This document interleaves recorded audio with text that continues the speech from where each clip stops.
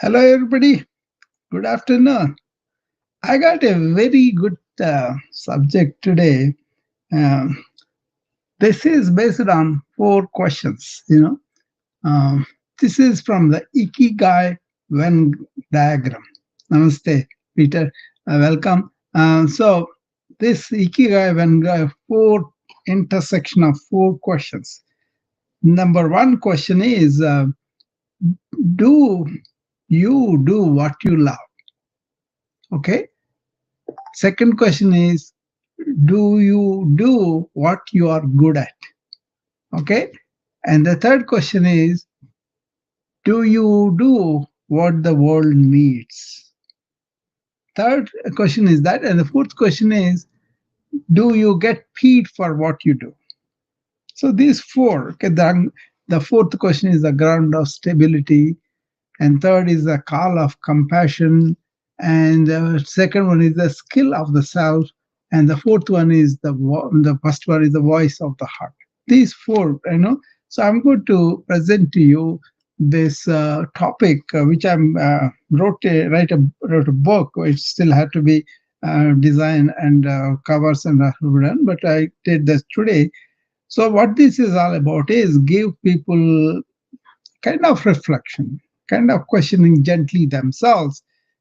Am I really alive in my job, in my, what I do and in what I'm good at? Am I doing what I'm good at, or am I doing something that I like to do something else? Or am I providing something for the world? And am I getting compensated for that, what I'm doing, so that I can stay alive, eat, and be at a house and clothes and a family and all that, right? They seem to be pretty fundamental questions, but the exercise is applying it to our reality, what's going on. Okay, you're getting a salary and living and doing what I want to do, and then knowing that what I'm good at, I'm doing. You can get good at by doing something. That's fine, but some innate talent, some college those things will be there, right? So when you do that, you want to see, question yourself. Okay, so this is a very essence of ikigai. That is the Japanese beautiful concept, that harmonizes your purpose, your passion, your practicality, and all that. Okay, so when you have these four questions really reflected, and then you kind of put them, they become the classic Venn diagram that Ikigai promotes. Okay, this is a framework for uncovering a life of meaning and fulfillment. So, so you can expand on this. For example, first question: am I doing what I love? Okay, this is the flame that kindles joy, because you do something and that makes you lose time and track of time. So you lose the time because you don't track that, because you're enjoying so much. So what brings light to your eyes like?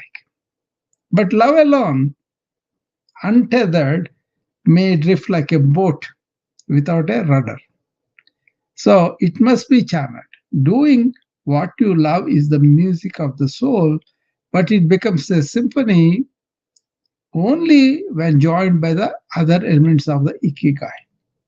See, am I good at what I'm doing? I'm really good at I can do that. There's a skill of your own self. This brings mastery and confidence. So it is the fruit of your way of doing things, your innate tendencies, refined through effort and experience.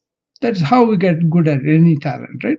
So what you do, if it is not loved, it may become duty without delight. That's the key about that. And then this is an excellence without joy. That can turn into a golden cage. You're doing it, you are excelling it, but you feel like you're caught. You know, you're polished, but imprisoning. The whole thing becomes a dead end thing and all that. Okay. And then you say, am I doing something the world needs? Kind of you find problems, you can, like me, I find suffering coming my way, asking for relief. So the call of compassion drives me. So even though I have so many things to do, I kind of put them aside because I want to attend to that. That feels my swadharma, my own duty to do that, right? So that is when I become the servant leader, you know. So when you say, "Am I doing what the needs?" You kind of the servant leader within you raise it to meet the suffering or longing of the world. It is the heart's extension into humanity. Okay, Anahata Chakra, which is the eight chakras that they have. The Anahata Chakra says that you have expanded yourself into the world, embracing the problems, so not avoiding them. Without this, our work may feel selfish or disconnected, right? So, purpose finds its home in service. Remember that purpose finds its home in service. When our gifts become someone else's healing, that is what I try to live. And then last thing is, do you get paid for the ground of sustainability? This is the earthy, pragmatic voice piece where you sustain your path. The world must recognize your offering with support, whether through money, gratitude, or trust. So, without this, even noble intentions may wither away. They may not come through. Okay, not personal greed, but being practical about it. Okay, about making the money and all that. Okay, this candle can only burn long if it is fed with fuel. Compensation is not greed; it is continuity. Okay, so ikigai is where all paths converge. When all four meet, it's not merely a career; it's a calling. It becomes, in Sanskrit word, tapas, the sacred fire of devotion, discipline, and delight. So they do things years and years. So it becomes a life where meaning is not postponed to retirement, but lived now. I'm not retired. I'm more embracing the life, much more, and I'm delighted to do the work that I need to do.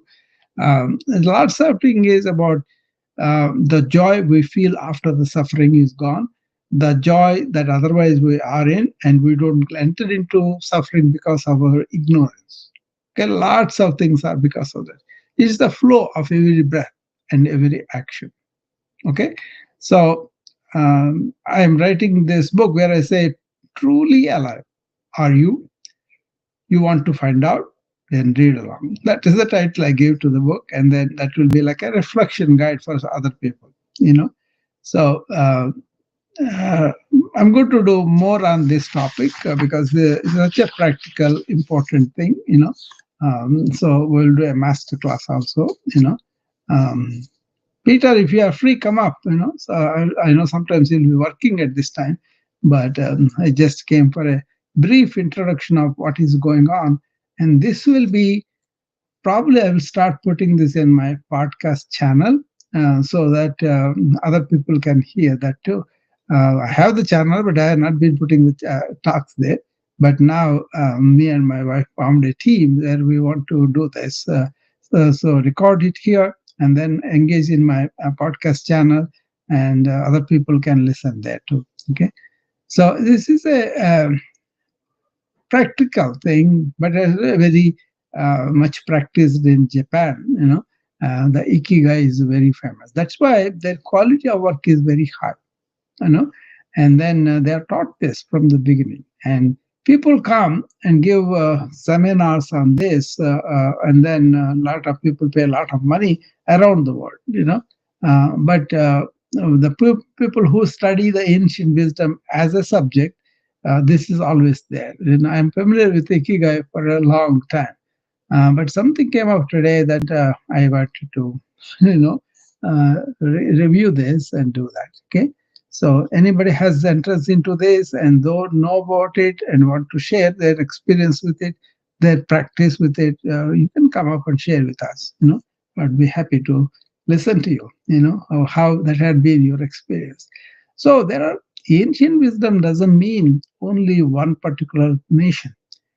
Our ancients in different geographic areas of the world, the Japanese, the Chinese, the Egyptians, the South America people, and even the North America Red Indians and Indian subcontinent. Everywhere you see, they were magical the way they lived, and they were alive. They were not mechanical, or they were not using all these crutches. I'm talking about the people who really evolved and who were like direction to other people. And one thing I know in India, the kings and the emperors, they consulted this Rajaguru, they called it Guru, means a teacher, right? They had this teacher in the cabinet position, like probably he is the highest position, but he did not assert like that because he is somebody who is not interested in personal enjoyment, personal pleasures, and they mean nothing to him. What means something for him is to be the welfare of the people in general. So he advises the king about wisdom, right? His job was wisdom, and this ikigai is something like that. So because the king listened to the wise people, he did not act with selfishness, egotism, and all that, but he acted with the purpose of welfare of the people as a whole. And that's why many kingdoms who listened to the wise people like that, they were really happy to lead the people, that people are happy and everybody existed. Administration and make sure everything is provided for the people was done by the king. But he did not become like somebody using all the resources of the people to really enjoy himself. There were some people like that. They were there, but then they did not last. What lasted was, the lingering for a long time were these wise principles. And I kind of try to learn the wise things, not the cruelty, not the violence, not the unequal distribution or feudalism or anything like that. That is there in the history, but we want to take the wisdom, right? Like for example, a drug is invented. We want to take the drug for what it can treat. Suppose the drug is producing toxins, that is producing side effects for you. You don't want to use that. So you are wised up about the drug, when to use, when not to use. That kind of thing. Even the human intelligence, human evolved, human wisdom, human insights, that really helped us to live better and to really enjoy our life.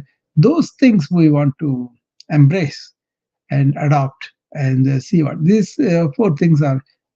Obviously, these are really important questions. Am I doing what I love? That's a fundamental question, right? What I'm doing, am I good at?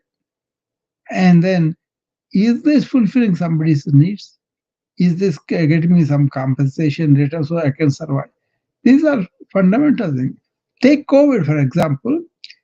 People did not realize what they are doing is not with what they love. Suddenly they were laid off, and then they started to do what they love. Maybe it is taking care of the family. Maybe it is bonding with children.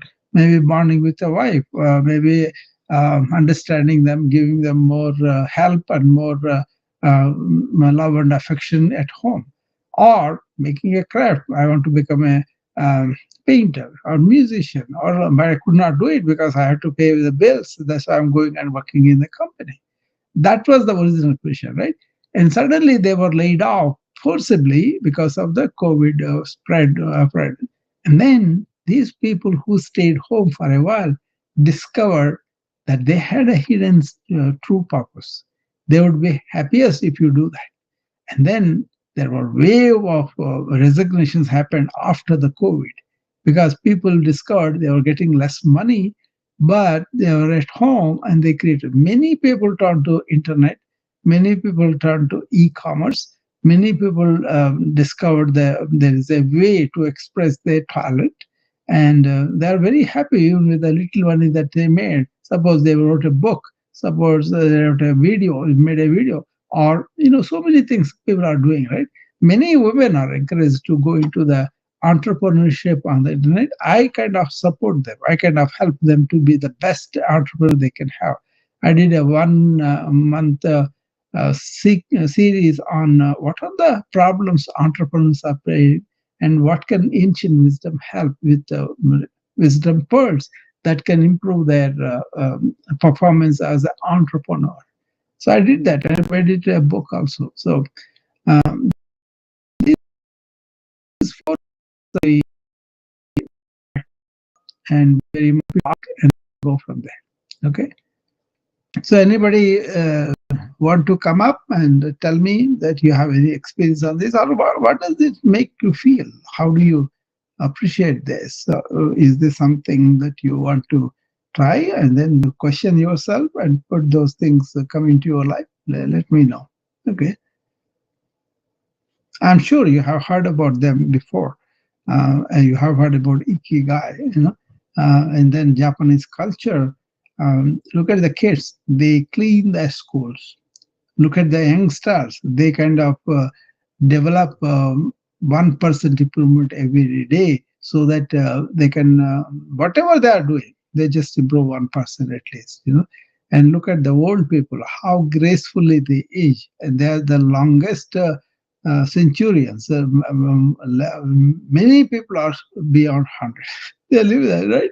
And then we kind of did studies on why these Japanese are living longest, and all these features came out. They love what they do and they give the best whatever they can, and then they develop the skills that way, and they don't change their jobs that much, and then they are always looking for welfare of the society, school, communities. One story I know, they have this ancient culture where farmers are all together. They are farming, right? So what they do before they kind of start the farming, they will go and stay in one house and wine and dine and really enjoy themselves. And then they engage in the planning for the season coming up. What are we going to do? If that goes away with, they used to get a lot of cyclones and storms, right? Suppose they wash away, what do we do? And then they had gone, once they are gone, they're all on one path, they were doing it. But unfortunately, they had repeated storms. So one season they had to plant the seeds several times, because everything is swept off. But doing that exercise make them very resilient with their effort, with their patience, and all that. So they were very courteous to other people, and then they were able to take all this suffering, and then they came out with the crops at the end very well. They survived. Even the earthquakes, they have many earthquakes, but their attitude is very simple. That happened, let God, let's go and rebuild again. Wonderful attitude, right? So there is something quite evident why that culture was so good at production, at living too. So that's what I know. Certain story, I know certain stories, but I don't want to share everything here. That will take a long time. But generally, uh, the people who have incorporated wisdom from their ancients by understanding it, I'm not saying you blindly believe everything, take it into account, and then exercise your own judgment and all that, and then go into it, find out the truth of the matter, and then once you adapt it, try it out, and then distribute to other people too. Then other people can. So you can ask a kid, what is that you love to do, and observe him. Like I observed my son, he was very good with his music. So he was singing at 2 years of age. Then we kind of encouraged him musically, his musicality. Now he is very happy being a band director, not doctor, band director, and also teaching the kids. He loves that particular aspect of teaching younger kids, just breaking into music and then make them really big, good musicians down the line. So he became band teacher at the age of 22. So that's very early. For him, high school completed, and then he was there. College was completed, and he was there. So it is a something he is enjoying, because it is the calling from within, and then that's something that he enjoys. That is what he loves, and also he is good at, right? And then world needs a lot of kids who want to know music, right? So and then he's getting compensated. So probably these four principles are there for him already working. You know, so to be alive, to be a lot of people not alive because they are more like existing. They are not really getting the essence of life. That's when you kind of say, if you have felt that I wanted to always do the back teaching, for example, or I always wanted to do something like a doctor or heal people, or I wanted to uh, be a sportsman, whatever that your inner calling you want to find out. So an exercise of who am I, what am I, what do I want to do, that is kind of a very good exercise to go through. Then you will figure out which branch you want to go. So basically, you can see yourself, you feel something you're doing, you become alive, you are so happy that you are doing that particular thing. Okay. So, so that is what I wanted to tell you. And there are only 12 people here on the Noom Vibe. But we will do that 2 or 3 times so that people get familiar with this topic. And then, important thing is, it's not about what I said. It is about what you found out with these questions in your own life. You know, and then you kind of see whether it is applied or not. And then, if it is not, if you're stuck in a dead end job and you don't want to learn much about it because you want to learn something more, something different, make the switch as much as possible, and then as that life opens the opportunities, then you can give to the world, and then you can also earn a livelihood. So what is important is initially finding out who am I, where am I, what do I want, what that really tingles into my bones, and then I'm very happy when I'm doing it. I'm in like a flow, I don't feel the time. That kind of thing you want to catch hold of. It doesn't have to have the popularity, it doesn't have to have approval of everybody around you, but if it is something good, something you want to do, and you feel the strong calling, you should be doing. So I'm Dr. Rao Kolisu. I'm an internal anesthesia physician and now retired from the clinical medicine. But most I'm into wellness. I established a company called BFL, where we actively promote proactive wellness, where you kind of know what is wellness and then be proactive about this wellness with lifestyles so you can change, and also understanding ancient cultures, ancient wisdom, and breaking through modern scientific breakthroughs that we have, and then combine both of them, both science and spirituality, to excel in our life, to enjoy our life. Thank you. And I will be seeing you again. This is for now, and eventually I'll do longer sessions, a mastermind, and also probably live sessions where they can participate on the Saturdays. Okay. Anybody wants to come before I leave? The last chance. I don't see Janet. I wonder what happened with her, because usually I see her. I hope she is doing well, Uh, okay. I'm just going down the list, see whether Janet is here. I don't see her. Maybe I didn't see her in the morning report. That's very unusual. She usually shows up, I'll give her a call and see how she is doing, Thank you, and I'll see you again. Bye bye.